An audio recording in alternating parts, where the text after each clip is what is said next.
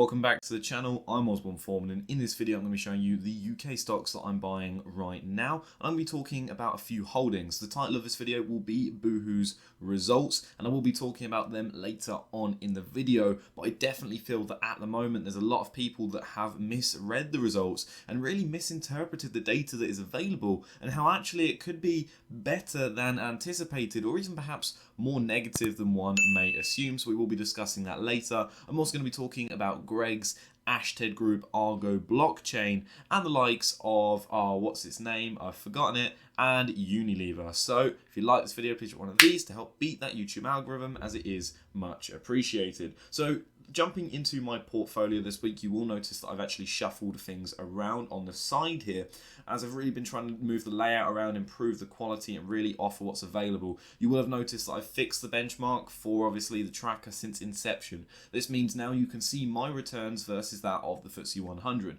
The FTSE 100 since the 6th of April 2020 has gained 28.26%.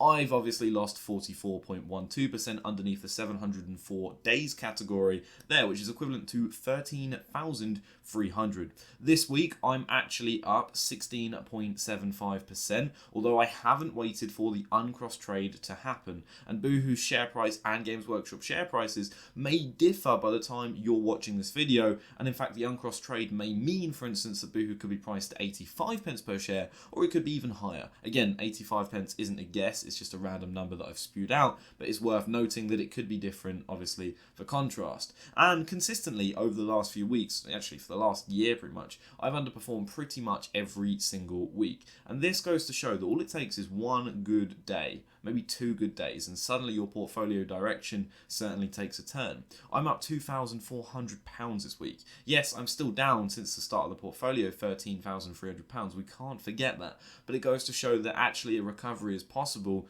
and what it does show is that when you are substantially averaging down on your position, especially when it was at such a low price of 64 pence, which I did buy some Boohoo shares at, obviously it's showing that your conviction is not misled. Like, I'm buying a company that now the market values at least 30% higher in the last week. Don't get me wrong, 2 weeks before that it was that share price anyway, but the point goes to say, like, the shares were being priced down to such an extreme that in reality I think too many people were looking at the share price and going, well, it's dropped 70% the last year, therefore it must be a bad company, it's going to go bankrupt. But what about the competition, Oz? What about the competition? Competition is natural, but obviously I'm not going to get into that. Point stands, things have changed. Boohoo is doing its thing. We'll be talking more about them later. My performance, obviously, I'm down 27.17% year to date with that newly added feature there as well. So if you've got your own year to date performance, you'll obviously be able to track alongside mine as well. Now, when we jump into, have I got this right? Yes. Argo Blockchain, their February 2022 operational update. Now, this is interesting to me because I did sell Argo Blockchain about, I think I last sold it in December 2021. I think that's where I cut out, and I took 50% of a loss at that point in time. Shares currently around about 60 pence a share. I think I sold on average at about 94 pence per share, but there's no way I would have anticipated that shares or Bitcoin would have dropped, and in fact I sold that position due to lack of understanding.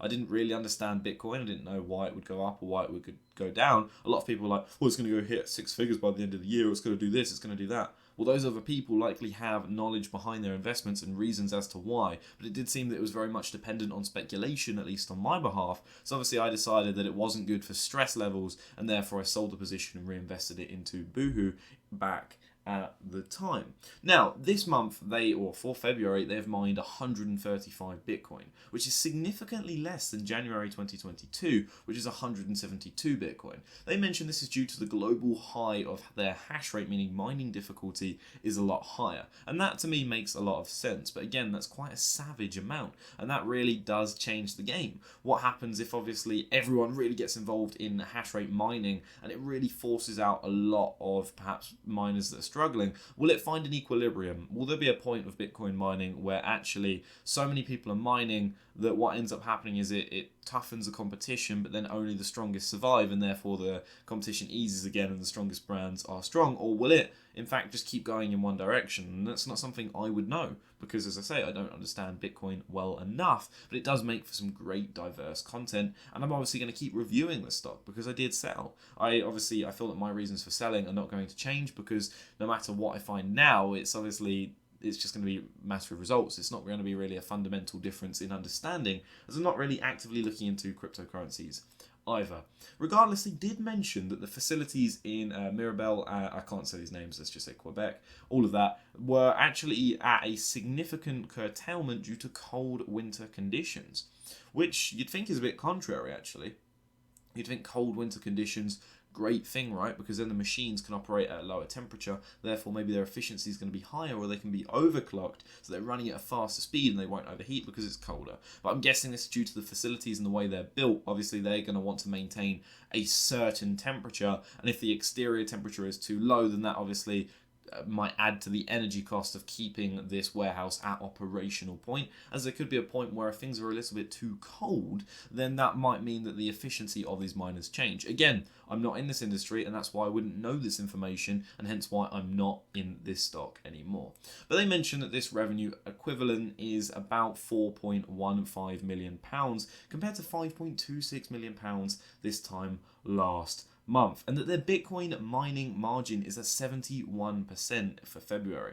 We go back a few months, obviously the hash rate has significantly changed, but it is important to note that their mining margins were like 86% back then, and now we're seeing it really drop down. And in fact, this is mentioned a little bit further. They mentioned here that they are dealing with energy. Let's have a look. Let's see, core reducing energy consumption during times of peak demand. So what they're saying is that actually they've made like a little contract with the energy providers, and that they've slowed down the machines during peak times, and that's why their amount of Bitcoin mined is less than their competitors, because they're going purely for efficiency. And you might go, this is a negative. You might go, this is a positive. Oh, it might be a positive because machines might last longer over time. This means their lifespans increase because they're not working too much. But at the same time, these machines are going to depreciate as assets anyway, and they're going to become out of date at a certain point and become less efficient anyway. So why not make the most out of them and really keep pushing them onwards? And in fact, I pointed this out before. Their mining margins were higher subsequently than the competition in the past, but only because they were doing sneaky things like this, and they were only mining when it's most efficient. Yes, you're going to have higher margins, but you're going to be making less money overall, which I disagree with, because effectively it's fake high margins. It was a fake competitive advantage that doesn't stand anymore. As you can tell, obviously, I do have more of a negative sentiment towards this company after what they've done, and I think the next part that I'll add to will sort of add to that. Again, I don't have any bad wishes against holder of Argo Blockchain. I said when I sold at 94 pence that it could very well go back up. The thing is with Bitcoin is it's so volatile that it really could go back up, and it could go up to even higher highs, and the people that are invested in these Bitcoin miners could do very well for themselves. But I prefer to invest based on predictability, and I'm talking about stocks that can predictably grow over time, and I can understand clearly why that might be, like the demand for fashion, for example. Now, they also said at the end of February the company owns 2,685 Bitcoin, of which were 246 of these were Bitcoin equivalents. It's probably like Zcash or something like that. And they've said that the Helios mining facility will be done, I believe, by midway through 2022. And then the 600 megawatt, I'm actually not sure, this is just machines, but they definitely mentioned that in a previous update, or I think on their Twitter. Again, maybe just ignore that information.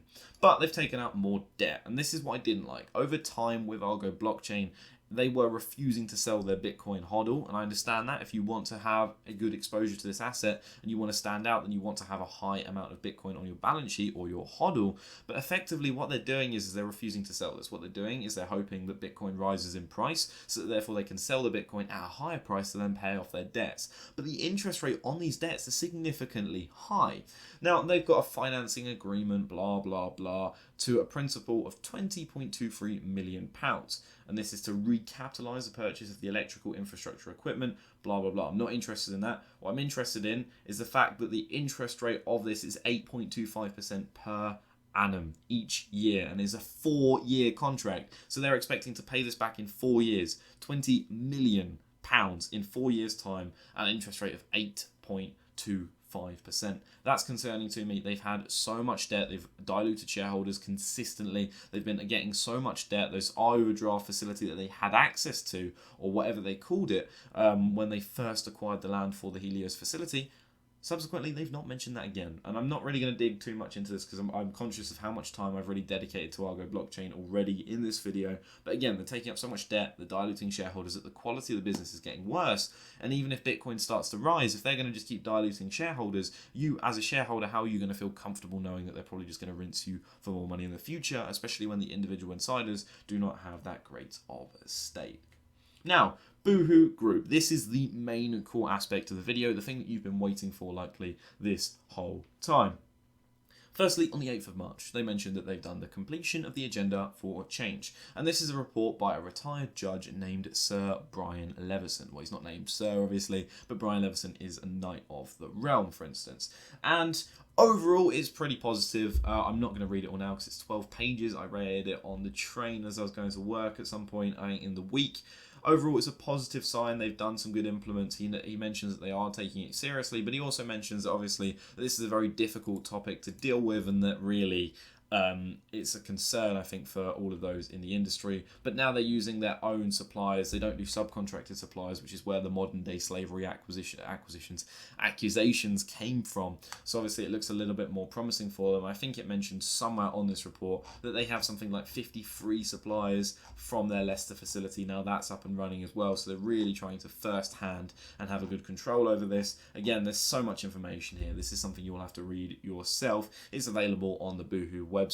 I can't remember precisely what it was under, but I'm sure you'll be able to find it under sustainability or something like that. But the main aspect of this, right, is the trading update.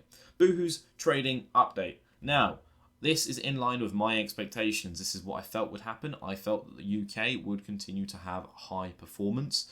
I was actually guessing figures. I was guessing between 20 and 30% total sales growth for the UK. I don't know if I mentioned this on YouTube. I believe I definitely mentioned it on Twitter and definitely in person to a few people I know. But again, there's no real track record to back this up. So obviously, what does it matter? It's just an ego thing anyway. It doesn't matter if I'm right or wrong, but it was in line with my expectations.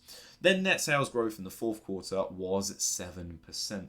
I'm not interested in a 2-year growth, even though that is important, because 2020 was an abnormal and fantastic year for the company. And so if they're growing above the year where the pandemic had meant that all the high street stores were shut, that is a very promising sign indeed to be 48% greater in net sales growth. But they mentioned gross sales growth was strong in the last quarter, the fourth quarter, which is plus 26% versus last year. Positive indeed. As expected, net sales growth in the quarter was impacted by higher returns rate due to a year-on-year product mix. This is expected to continue in the first half of the full year or financial year of 2023. Now, there were a few articles that were released, and one or two of them were like, Boohoo releases results in line with expectations, but returns rate continue to increase. And I figured that clearly they were trying to get more of a negative headline in the topic, and you know what, I might even do that for the video. For, as I say, it's just clicks, isn't it, really? And that's ultimately the problem with online businesses, the ones that need to make revenue. So I may have a more negative headline on Boohoo's results. Again, that's just came to my mind right now. But here we are. Higher returns rates. You might be going, well, yeah, higher returns rates over the longer term is not a good thing. It suggests that their products are perhaps worse. It suggests that people are buying 5 or 6 dresses, getting the one they want and sending back the other 5. And that's not good. That's not good for a company looking to grow. How can they change this? And you get these people going, right, well, what if they stop doing free delivery? Absolutely not. If they stop doing free delivery, that is a bad thing. They need free or very, very cheap delivery, and they need delivery to be fast, because that's what makes this business competitive. Fast delivery, free delivery makes this purchase more attractive, and it will encourage repeat custom. You may go to Amazon a lot, but you may be a little bit annoyed if you don't have Prime, for instance, because you're like, well, I've got to spend £20, and then you'll become more conscious that you're trying to stack items over £20 just to get that free delivery, because free delivery is very, very, very important. Now, higher returns rates. The reason this is higher is because it's really comparing to 2020, where obviously we had lockdowns for a majority of the year. Not many people were going out because they simply could not. Or if you could go out, you could go out to a restaurant with a mask on and eat like a sausage roll or something ridiculous, and it wasn't really worthwhile, so a lot of people stayed at home. Therefore, the consumer spending habits of these people were likely going to be substantially different to what they are now. And in this, I mean the fact that they would be buying things such as loungewear. In 2020, you'd be buying more more comfort wear. Things that are just a lot easier. You go, yeah, I'm around the house. I'll get myself a nice dressing gown, maybe a nice onesie, something like that. And happy days, right? You've got them, you're happy, you're sorted. You're not really going to be bothered if it's got like a thread loose or it looks a bit off, because ultimately you're at home. If it's comfortable, you're happy. But now that the year's gone on, people are going out more, people are dressing to impress, people are going to become subsequently more picky. These returns rates are obviously going to increase. You've got to make it look like it's more becoming fashion over function now. And it's like, I want to look good. I want to go out and I want to look good, because that's human nature, I suppose, at least in the current human or whatever point of life we're at right now in society. It definitely seems that is the trend, and it likely has been for a long time.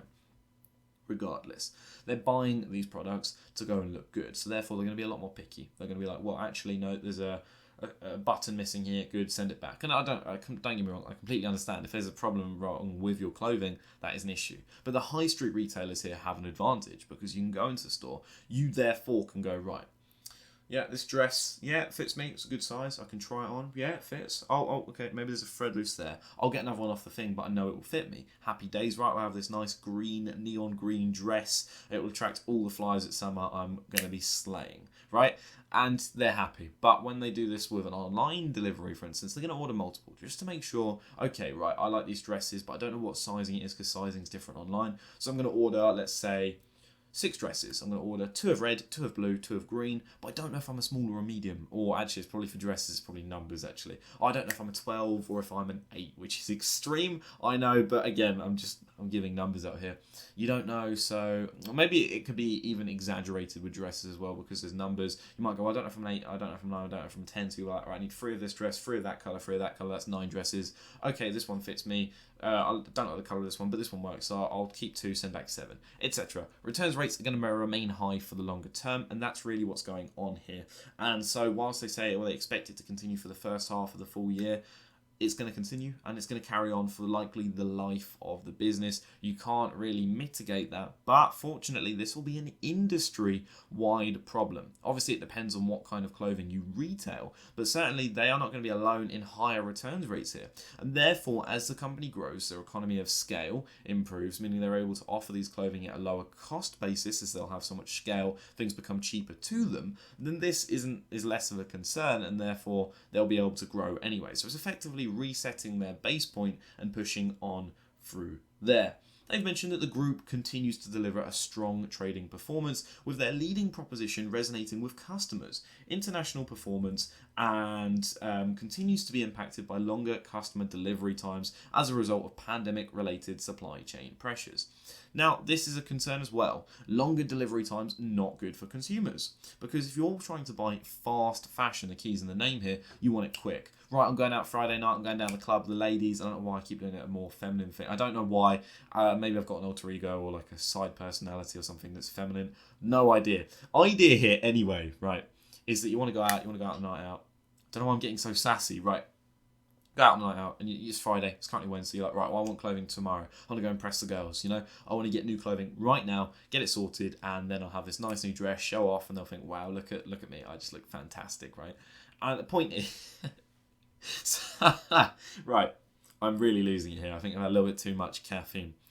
I hope you understand the point I'm trying to make. It's they need their clothing fast. So at the moment in the UK, because the distribution centre is set up in the UK, I believe in Leicester, this means that they can, with good infrastructure, obviously, unless you live in on top of a hill or something, they can very quickly get these products out and across.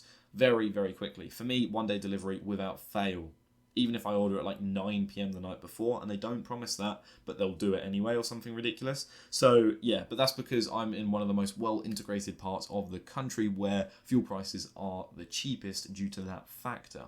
But again, Fast deliveries are important. That is needed. But for the rest of the world where they have a distribution centre in the UK, well, you can imagine with Europe, for instance, with Brexit, that's obviously going to be more of a concern. It's going to take longer to get products in because there's no freedom of movement. Is that the right thing there? Again, I'm not thoroughly clued up on that. And again, for US, Australia, just other first world countries, for instance, it's a lot more difficult because you got to get it to US, you got to ship it, shipping's delayed, shipping costs more. Air freighting, for instance, again, that's not a good thing because it's very expensive at the moment, and fuel prices increasing are leading to that increasing even more. Therefore, obviously, you might not be paying for the fastest delivery, otherwise you're sacrificing. Idea here is that in the US, delivery time's going to be slower. If you want fast fashion, it's not good. This is where Shein loses out, Chinese competitor, right? Yes, they can undercut prices substantially, but they are the ones manufacturing and producing this clothing from China.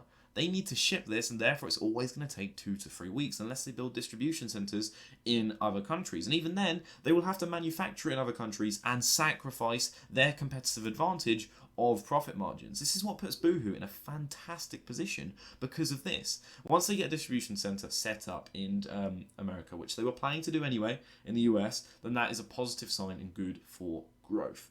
Now, the group expects, as to audit, that they expect to report an adjusted EBITDA, earnings before interest, taxes, depreciation, and amortization, of approximately £125 million, which is in line with prior guidance. I think that was on the lower end of the spectrum. I believe it was something like 117 million to 145 million pounds, I believe, or that might have been my estimations, but it's certainly on the lower end, but not bad at all. And ultimately, going forward, things are obviously going to change, but their growth here is positive. Now, there was something here on this, and I'm probably going to have to search for it. No, okay, I've got it. They mention, right, and not many people have picked this up, so if you're listening now, make sure you're listening very, very carefully. Boohoo say, however, in the fourth quarter, the group saw a return to growth in the rest of the world due to a positive contribution from wholesale. Now, if you're wondering, okay, wholesale, how's that relevant? Let's go. What is wholesale retail, right? What is wholesale retail? They buy in bulk from manufacturers and distributors, and they resell these products to retailers. So this is obviously buying from other companies and selling this to consumers, right? Or to retailers even. Therefore, if this is wholesale, this isn't their normal business model. This is the likes of Debenhams kicking in here. Because what they're doing is they're buying the products, reselling them. Whereas Boohoo isn't thoroughly vertically integrated, of course, because they don't own their own suppliers, but they get the products produced and it's pretty much all done in-house with their own brands. So if they're doing this and there's a positive contribution from wholesale, there is a potential here for another growth line to be accessed. So whilst their business model is struggling with their own brands, they become more diversified with the likes of Debenhams and therefore are positioned even better for the longer term future. And I think so many people have missed this. Again, it is wording here, but it is a very sneaky bit of wording indeed. Debenhams is a huge contribution to the business, and if you don't see that, you really need to look into see what Debenhams was in the past. Yes, obviously the parent company Arcadia went bust, fair enough, but if you look into Debenhams and how powerful that really was, you would have everything you need. You'd have quality service. It'd be a case of, right, you're going into Debenhams, what do you need? You've got about 50 people on that floor already looking to help you. Right, what do you want? Watches? Right, come this way, we'll sort you out. We'll get you all of the good brands here. Come with me. Really, really high quality service. Debenhams obviously has changed now, but with all of the brand integrations that they had, this means Boohoo can move into beauty, which they've been doing, and they can obviously move into homeware as well. So there's a lot of things here that obviously they can push forward and grow in the future. So overall, a positive sign. I've only bought 196 shares this week because I bought before the results at 64 pence. And I felt, right, okay, you know what, I have £250 of cash after this acquisition. I'm going to hold off a little bit because I've already spent the majority of my cash for this month. And if results are bad, at least then I can get it at a cheaper price. If not, I've already invested a nice amount of capital before the results and I'll have a good base to grow from, which, as we've seen, shares have moved from 64 pence to about 90 pence. Let's have a little look at the portfolio. Maybe it would have updated now. Let's have a look. Yeah, Boohoo still 1.34% up, and not bad. Again, I'm up £2,400 for the week, so overall positive indeed. And this can continue going forward, but I hope it doesn't. I want shares to remain stagnant. I want them to remain quite flat, quite boring, so I can continue to acquire more in a business that I do really like. Ashtead Group. Now, you might not know this company, but they lease equipment. It's capital hire, and they do this to agriculture, construction, and industrial industries. This is a former holding of mine. This is actually my best performing investment I've ever had, and I doubled my money on this investment in the course of about a year. Now, Ashtead Group are a very quality company, and perhaps in a way I could regret selling this. Again, I'm not going to, but that's why I'm going to keep monitoring this to see how has things changed. Was I right to sell this? And impressively, I imagined that really their growth was going to be single digit figures. I figured, you know what, they would have struggled during the last year, therefore their growth is a bit inorganic, it's just more or less recovery. But I've kind of been proved wrong here, and you know what? That's exactly fine. I sold my shares at about £56 per share. They're about £10 a share lower than that now anyway. But again, it could go up over the longer term future if it truly is a quality company. But in the third quarter, they'd seen their revenue grow by 23%. For the 9 months, it's 19%. They'd seen their operating profit grow by, I don't know why there isn't lines in this table, this looks so janky, by 29% in the third quarter and 33% in the 9 months. They'd also seen their earnings per share increase by 38% in the third quarter or 37% in the last 9 months, although the earnings per share might have or inorganically grown due to the fact that they are doing a lot of share buybacks, and they allocated £226 million to share buybacks, which this time last year was nil. None at all. Their net debt to EBITDA leverage is now 1.3 of 1.5 times, which previously, actually no, that's not right. It is 1.5 times. It previously was 1.6 times. So we're seeing a little bit less debt or more growth in their EBITDA, which is more likely to be the case. They've added 81 locations in North America, rapidly expanding here. They've invested $1.7 billion of capital into the business. Some good work there. And they've made a few bolt-on acquisitions. Well, I say a few, $938 million worth of bolt-on acquisitions. So this company is very much pushing forward. And in hindsight, yeah, this has had some fantastic growth. They've really pushed up over time. And you know what? Credit where credit's due. This is a quality company and they will continue to likely do quite well. Obviously, their free cash flow is lower now, but it's more or less in line with their earnings. Their revenue has grown substantially for a company of its size. It's doubled in the last 7 years, more than doubled. Actually, it's 2.5 times in the last 7 or so years. And this is a company now worth £21 billion. So it is impressive indeed. Now, Unilever mentioned that they've released their 2021 annual financial report, and obviously that's available here. You can see quite a few interesting facts about it, like for 2021, their operating margin was 16.6%. They paid out 4.5 billion euros in dividends and 6.4 billion euros in free cash flow, but their underlying sales growth was 4.5%, which was greater than 2020 of 1.9%. If you'd really like me to dive in further to the brand of Unilever, you can request a stock analysis using the link in the description down below. I'm not kidding you here, it's not a free thing. If you would like to pay me to look at a company, then I can do that and I'll post it publicly on the channel. And we've also had the preliminary results for Greggs. Greggs is a company that I quite like, but I missed the jump, or I missed the trend on back in 2020, as it was a company that I wasn't necessarily paying too much attention to. But they're actually a really high quality company when you realise how agile they can be. Their total sales are up 5.3% on a 2019 level. Now, I agree with them here. It's going to be more helpful than the 2020 figures because obviously their shops would have been closed. So we're looking at 2 to 3 year like-for-like growth here, which I think is reasonable. Go back to the financial year where the last full financial year where they were able to, well, they didn't have any negative impacts of the pandemic, for instance, and compare back to that. So up 5.3% during that time. Yes, it's not groundbreaking, but it's certainly not bad either. And I think that's quite impressive for a company that was so heavily beaten up during the pandemic. As a matter of fact, right, Ashtead Group here, right? I'm just going to make sure my screen is still recording this. Excellent. Let's go to Greggs, GRG. Let's go here, and let's go to their past performance, just so we can see this clearly. Look at how much they were impacted. In the end of 2020, the pandemic hit here. Oh no, shops are being closed. What do we do? Oh, it's getting savage. We're now losing money. And then since January 2021, it's really just picked up. Revenue has now climbed to all-time highs and earnings also. So they're doing very, very well. They're even more profitable than before, and their free cash flow is substantially higher. Quality business indeed, and they're worth £2.3 billion on market capitalisation. I don't know why I just clicked my finger and I've done it again. Again, not on purpose. Now, like-for-like sales in company-managed shops are down 3.3% on the 2019 level. So that's interesting here. So their franchised units are doing worse than their company-managed units, which is interesting to me because perhaps it's showing, well, what the management are doing wrong here, or what is up with their locations, is it good, is it bad, etc., or are they focusing more on being a franchise more than anything? Now, obviously, they posted a pre-tax profit of £145.6 million, some fantastic work there.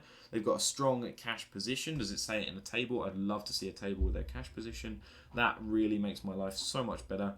Let's see, yeah, we can see that, but I want to see cash position and assets, revenue, loss per share, comprehensive income, assets, cash and cash equivalents. They have a position of £198.6 million in cash. That's pretty nice, to be honest, and their liabilities are quite minimal. Definitely half of that of their assets, so a promising side indeed, and that's not even taking into account equity, for example. Right, so let's go back up here where everything is condensed down. There's two more things I found interesting. I mean, yeah, they've released a dividend, 42 pence per share, final dividend, decent, and also a special dividend of 40 pence per share.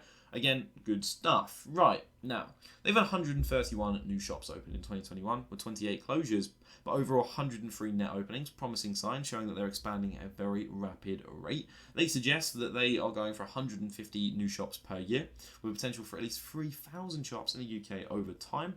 That's good. I believe at the moment they have about 2,000 shops, or maybe 1,000 something shops. So again, a lot of room for expansion there. They plan to extend late opening in evening trade to 500 shops in the year ahead. So they're going to be trialling a new menu, trialling how stores do when they're later open, and I think this will be quite promising. Again, there is some negative to this because the high street in the UK is awful. It shuts at 6 o'clock and then there's nothing really left other than pubs and restaurants. Again, I'd like to go to a charity shop at 8 o'clock at night. No, I really wouldn't, to be honest. I don't know why I said that, but again, like, you'd like to do something a bit more, and I'm spitting a lot as well. Oh, and it was 2,181 shops that they had open. But late opening shops is increasing their hours of trade. They've likely done the reports on this, and they've likely worked out the cost of labour, and they've likely calculated this against the potential increase in sales. Obviously, this is very much an unknown territory for Greggs, because they wouldn't really have reporting that tracks how well they do after 6 o'clock, for instance. I don't know what late opening is. I don't know if they're open for another hour or two, but there were some businesses that tried that. And I think, in fact, Debenhams would be a good example of this, because I know one of the former store managers many years ago, and he mentioned that actually what they did in the store was that they decided that they were going to open for an hour later. So instead of closing at 5 or 6, it was 6 or 7. And what this had meant is that whilst trade wasn't necessarily much greater during 6 or 7, they did see quite a rush or quite a boost in sales in that 5 to 6 time where things would be slowing down and closing up. And overall, they realised that, yeah, the cost of labour here was significantly outweighed by the amount of more potential sales and obviously service they can offer to these customers and loyal customers subsequently over the longer term.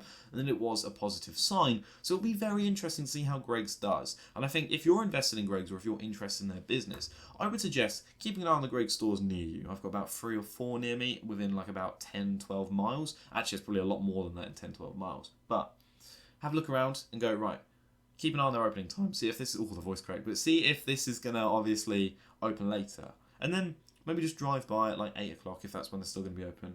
Have a little look in and be like, you know what, 5 customers, that's decent. Or go, the employees look bored out of their minds and there's one person there that is clearly drinking alcohol out of a paper bag, but they've still let him sat there. I don't know, but again, interesting to know that is for sure.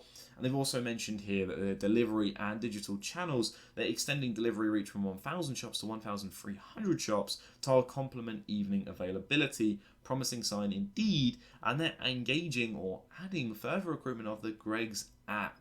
So that is something to follow as well. There's a lot of potential with this company in the future, and this is a company, in my opinion, that I think is quite quality indeed and one to be watching. But as always, this isn't a recommendation to buy. And a lot of people have actually been commenting lately going, your stock picks are awful.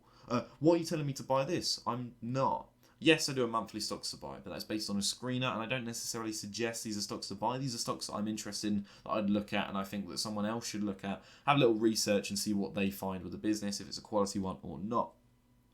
When I mention stocks in this show, so the Gregs, I'm talking about Argo Blockchain. These aren't recommendations to buy. This is me just exploring what's going on with their position. I'm not saying, yeah, you should buy this, but I'm going, you know what, this is quite interesting. This is probably a promising sign, and I think, you know what, I like this company, I might be interested in buying, or perhaps in the future it might be something worth watching closely if you're interested in that subsegment. And again, that is really what's going on with the direction of the channel. And I think there is a little update I need to make here, because a lot of people complained on the last video.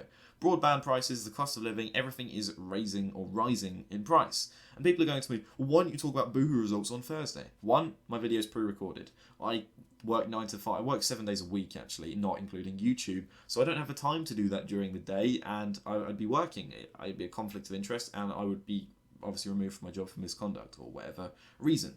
Two, I'm trying to diversify the content on the channel. There's only so much you can talk about the stock market, and I'm not sick of it. I could talk about stocks for hours on end, but I'm also looking for growth, and at the moment the channel has been stagnant for quite some time, so I'm looking to target a more wider audience. So if you've said to me, you know what, you're not subscribed for this, you're not interested in a week or two's time when I do a video on the energy price cap and how to really navigate that, if you're not interested in that kind of thing, feel free to subscribe. I'm not going to stop these weekly portfolio updates, because I think this is very necessary in investing, and I think this will cover a lot of topics, and I'll make the videos even longer if necessary, if people would be happy with that, if there's enough content available. But I would like to branch out more into finance, general finance, and really hope that we can therefore build in a lot of newer investors, because it very much seems at the moment that the people watching this channel are people that are experienced investors, people that have been investing for many, many years, or some that have been investing at least since 2020. We've not really seen an influx of new,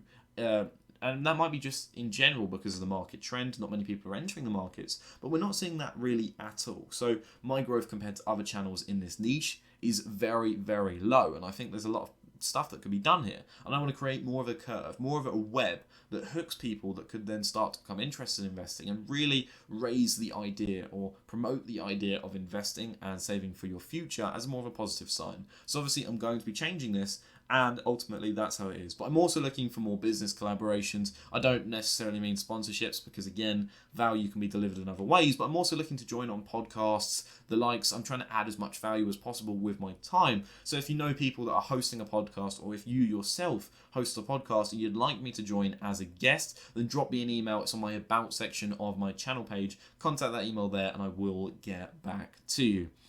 Again, sorry, channel update was very much necessary there. I had to go on about it, and that's how it is. So, thank you for watching. If you're interested in my free UK stocks to buy in March 2022, then click the card at the top right of the video. Have a fantastic day with probably the 4th or 5th click of the video.